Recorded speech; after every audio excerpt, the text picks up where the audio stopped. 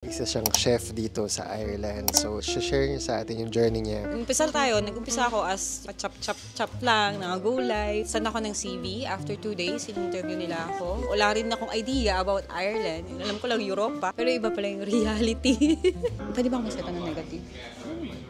Hindi porket magaling ka mag-English, okay ka na. Siya walang ibang tutulong sa'yo kundi sarili mo. Parang nararamdaman mo rin yung minsan, sabi ko, huwag niyo ako mamalitin, kaya ko yan. Mali pala yung oo ka lang ng oo, agree ka lang na agree. Per month na salary mo, magkano yung nire-range ng salary per month in pesos? Take 4. So, guys, so actually, tatapusin na namin yung food dito. And then, ni Chef Sandy. And then, lalabas kami. Kasi guys, maingay. Nakapunta kami sa coffee shop kasi doon na kami mag-interview. Ganda ng araw today. Ito yung, the Old Barracks Coffee Shop. Ano Oo.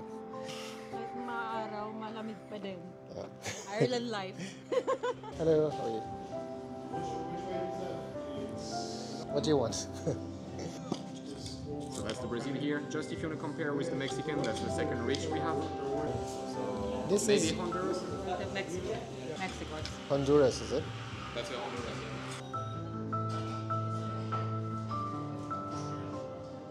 Today guys, meron tayong bisita ngayon na kabayan natin na hindi nagtatrabaho sa healthcare. Hindi siya nurse, hindi siya doktor, hindi siya physio, kundi isa siyang chef dito sa Ireland. So it's very interesting yung vlog natin ngayon.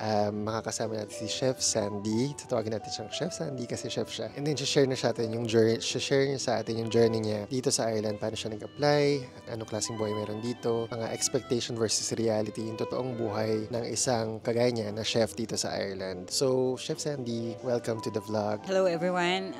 Ako si Sandy and I work here as a chef de partie or station chef and originally taga Antipolo po ako. Magti 3 years na po ako dito sa Ireland.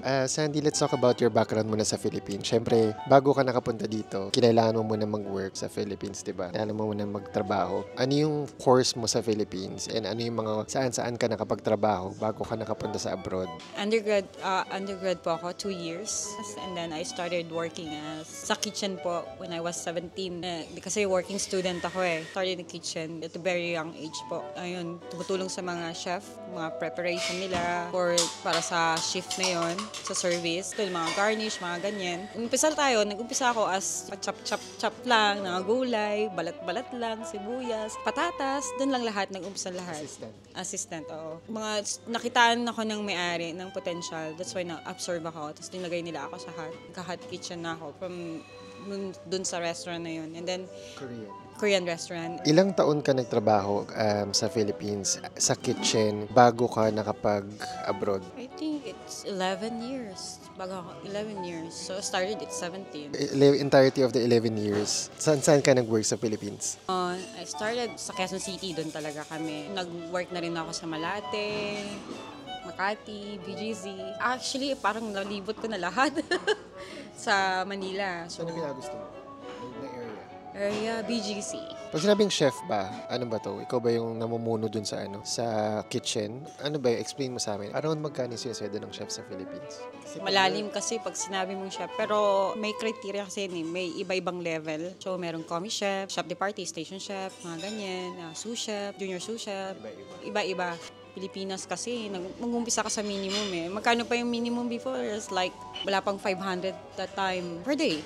Minimum. Pero pag may tumataas ka na, like CDP sa atin kasi meron ng position yan, kahit paano, parang supervisor something. So, minsan, ina-offer ka nila 20, 25, pataas. Kung paano ka nakapunta sa Ireland bilang isang chef na hindi ka naman nagtapos ng culinary but you have the experience of a chef sa Philippines. Kalimitan naman tayo nangangarap mag-abroad. One of the reason kaya nag-pursige din ako mag-abroad, gusto ko talagang matuto pa at may marating. Gusto kang makapagtrabaho sa isang starred chef restaurant, mga ganyan. Pero malayo mahirap pabutin sa totoo lang. Pero lahat naman tayo nagsisimula sa pangarap, di ba? And then, sabi nga nila, if you can dream about it, you can do it, di ba? Paano mo nalaman yung sa Ireland na opportunity? Ang first abroad ko is Laos. Pero super wala akong idea. Laos, it's a neighboring country of Thailand. Thailand. Talagang magkatabi lang sila. Kasi sobrang porsigido ko mag-abroad. And then, yun, nag-search ako through Facebook. Tapos nakita ko may nag-post about yung job opportunity Naghanap sila ng chef. And then, kala ko nga scam. Kasi wala akong idea about Laos. And then, nagsend ako ng CV. After 2 days, in-interview nila ako. After the interview, hindi pa ako makapaniwala. And then, after a week or 10 days ata yun, couldn't remember, sabi nila, oh, lipat ka na. Sabi ko, ba't walang visa? Hindi, mag-tourist ka muna. And then talagang go ako. Lakasan ng loob. He's a Italian guy. He's Italian guy and Laotian. Nag-work ako sa Laos for 5 years. So, ang sahod ko doon is $1,500. Dollars kasi yung pinapasahod nila sa mga expat, hindi yung currency nila. Yung application mo sa Laos, parang too good to be true, parang scam. So, accommodation. Kaya also nakaka-save din talaga ako doon. No, from Laos, paano ka nag-transition to Ireland? Ano nangyari? Paano mo naisip yung Ireland? Saan mo nakita? Actually, original plan ko is 3 years na ako doon. Then nag-a-apply na ako sa Australia. But nangyari si pandemic. Then kaya ako nag-stay doon for 5 years. Doon sa loob ng yung last year ko doon, yung 5th year ko doon, nag-decide na talaga, kailangan ko talaga lumipat na ibang bansa. So talagang, ganun pa rin, nag-search pa rin ako online, actually, LinkedIn, any, job site, and also Facebook. Ayun, si Facebook pa rin, swerte, may nag-post na nangangailangan ng chef. Facebook. In-applyan ko lang siya. Nagpursige talaga akong mag-apply ng online. And then, after a week, naka-receive ako ng email through them. Kasi parang nag-message na ako sa messenger and then nag-send ako ng email. Pinasend yung email ko. And then, after a week, nag-send sila sa akin ng invitation for interview. Yun. Medyo hindi pa nga ako makapaniwala. And then, wala rin akong idea about Ireland. Alam ko lang Europa. Europa. London, UK, whatever. Na-interview ako, nakapasa ako. Ang nag-interview sa akin is yung head chef ng hotel. Irish siya. Oh, grabe, ang swerte mo naman sa mga nakikita mo sa Facebook. Nung na-interview ka ba is on Skype lang, through Zoom, ganun. Tapos, anong mga tinanong sa'yo? Paano yung interview? Mga basic, kung marunong ka talaga sa kitchen. Ganito, ganyan, color code. Chopping board kasi may color coding yan eh. Kung anong kulay nito. Halimbawa, fish, kulay blue. Mga ganun. Tapos kung ano yung gagamitin mo para sa sauce na ganito. Yun, nakapasa naman tayo. Sinerte na din. Nasa Laos pa rin ako. English test pa ba? Wala. Unlike sa ibang country, kailangan talaga ng IELTS. As in, walang IELTS? Wala. As in, wala talaga siya. And yun nga, swerte pa rin, walang IELTS. Hindi ko na kailangan, hindi katulad ng UK, pag nag-apply ka dun is kailangan mo talaga ng IELTS. Kahit sa back of the house ka. And nung pumasa ako sa interview, nasa Laos pa rin ako nun. Pero nag-decide na ako umuwi ng Pilipinas. Kasi walang embassy dun. Wala talaga. Embahada ng Ireland, kailangan pumunta ng Vietnam para mag-asikaso ng paper. So, I decided na talaga umuwi na. Oo. Nag-antay ako. Nasa 9 months din, actually. Kala ko nga hindi na ako makakaalis. Pero nawawalan na talaga ako ng pag-asa. Parang, oh Lord, para kay Ireland ba talaga ako? Actually, under ako ng sponsorship visa. So, sinagot nila lahat. Ang nagastos ko lang siguro dito sa POEA. Yun lang. So, not more than 15 or 20,000, something like that. Siyempre, yung pamapasahe mo, pagpunta-punta doon, yun, ganun lang. Kahit lahat sa kanila yun, visa, lahat, pati yung pag-aksikaso sa OWA, London, sa kanila lahat yun. Oo. Ano yung first impression mo sa Ireland? Kala ko, nung bago ko pumunta, expectation ko, ganito, ganyan. Yung naman, napapanood ko sa TV. Pero iba pala yung reality. Reality versus expectation. Iba talaga. As in, pati yung trabaho. Iba. Unang-una, hindi naman ako nahirapan when it comes to accommodation kasi inayos ng hotel. Pero sila sumagot ng 2 months. 2 months rent ko. Pagdating sa trabaho, yung pwedeng trabahuin ng 3 tao sa mga pinanggalingan ko. Dapat trabahuin ng 1 tao lang. Oo. Sobrang fast-paced niya. Talagang kailangan masanay ka. Go ka lang, go. As in, sobrang mabilisan lahat dito. So, yun nang medyo nasad ako kasi minsan, nawawalan, pwede ba akong maseta ng negative? Nawawalan ng standard when it comes to food. And for me, as a chef, kasi mahal mo yung ginagawa mo and then yung puso mo dapat ibibigay mo doon. Ganun lang.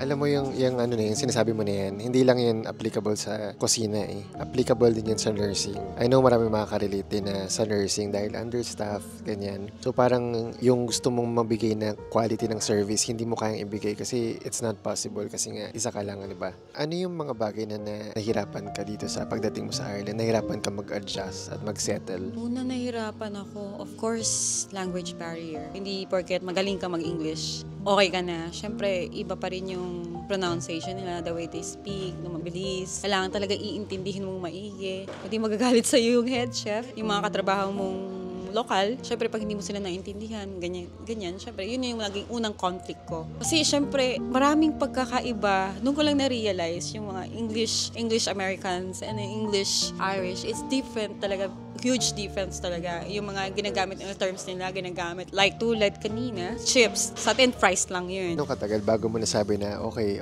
medyo alam ko na yung flow, medyo nagsisettle na ako, medyo may confidence na ako. Medyo nagigets ko na yung pamumuhay dito. Mga 6-7 months ata. Tapos doon ko natutunan talaga na walang ibang tutulong sa'yo kundi sarili mo. Kailangan mo talaga i-push yung sarili mo. Kung pangarap mo to, i-push mo talaga yung sarili mo eh. Hindi mo pwedeng sabihin na, ay, hindi ko kaya to, ganyan. Ayoko na. Hindi pala yun, ganon. Kailangan mo lagi mo pupush sa sarili mo. Kaya ko yan. Doon ako nagkakaroon ng ano sa sarili ko na, halimbawa, parang feeling ko na minaliit ako or parang nararamdaman mo rin yung minsan. Sabi ko, huwag niyo ako mamalitin, kaya ko yan. Bukas makalawa, alam ko na yan. Yun, doon ako nagpupursige. Doon ako humuhugot ng lakas sa mga ganon. Kasi kailangan, buo loob mo, matapang ka. Kasi pag yung badali mo yung pagkababae mo, iiyak ka lang palagi. So, kailangan dito natutunan ko parang maging matapang. Kailangan maging diretsa ka sa head chef mo or sous chef na kung kaya mo to, hindi, hanggang saan ka lang. Sabihin mo rin yung mali pala yung oo ka lang ng oo, agree ka lang ng agree, tapos hindi mo naman pala kaya. Mali pala yun. Doon ka rin makakuha ng respeto sa kanila. Noong una ko kasi parang feeling ko na paglalaroan ako ganun. Utos lang sila, oo lang ako ng oo. Ilang oras ka nagtatrabaho sa isang araw? And then, how many times a week ka nag-work? Ilan yung days off mo? Dapat 9 hours lang ako every pasok ko talaga. Dapat 9 hours lang. 5 days a week. Yun yung what I love about Ireland. Life-work balance. Pagpahinga ka talaga. Unlike yung dati, na once a week lang yung off mo. Laos and Philippines, the same. Holiday din. 20 days holiday. And plus, kung nagkasakit ka pa, sick leave. As a chef na nagtatrabaho nasa kitchen ka, nasa hotel ka, ano yung range na pwede mong kitain? Minimum salary niya per annum is 34,000. Minimum yun. Pero tataas pa yun kapag nakitaan ka nila na yung potential mo or magkaroon ka ng posisyon sa trabaho mo. Per month na salary mo, magkano yung nire-range ng salary per month in pesos? Nasa 150, 160 din a month, 1,000. Pero kung malinis, kung bayad na lahat, pati gastos mo and rent mo, siguro take home mo is 100 or 90. Depende mo na lang kung paano ka namumuhay dito. Anong masasabi mo sa mga gusto mag-Ireland? Kapag bilang chef, for me is napaka-blessed ko nandito. Makatarungan sa benefits, lahat. Makukuha mo naman lahat na paghirapan mo dito. So, wala kang dapat pagsisiyan kung nandito ka. So guys, lumabas na kami sa coffee shop kasi magsasarado na sila. Magtatagal ka ba dito sa Ireland sa tingin mo? And why? At the moment, na-enjoy ko pa rin naman yung pagtira dito, pagtatrabaho. Pero if I have given a chance sa ibang bansa, why not? Pero ngayon masaya pa naman ako and masaya talaga ako. So, Ireland muna. Totoo, masaya ako. As in talaga. Plastic mo sa'yo? Hindi. Masaya ako dito. And then, okay, na-enjoy ko naman yung trabaho ko dito. Yun nga, yung sinasabi ko na nabasa ko sa book, it's not what's in front of you that's important. It's how you see the things that are in front of you. Siguro yung gratefulness yung mas importante. Kung papasukan mo na negative ka agad, so magiging negative din talaga yung buhay mo. It's about positive approach sa lahat ng bagay. Kasi alam mo yun, napaka-blessed na ako makarating ka sa ganitong country. Nanghirap kaya pumunta ng Europe. Napahirap makarating. So, yun. For me, is like, yakapin na lang natin kung anong meron tayo.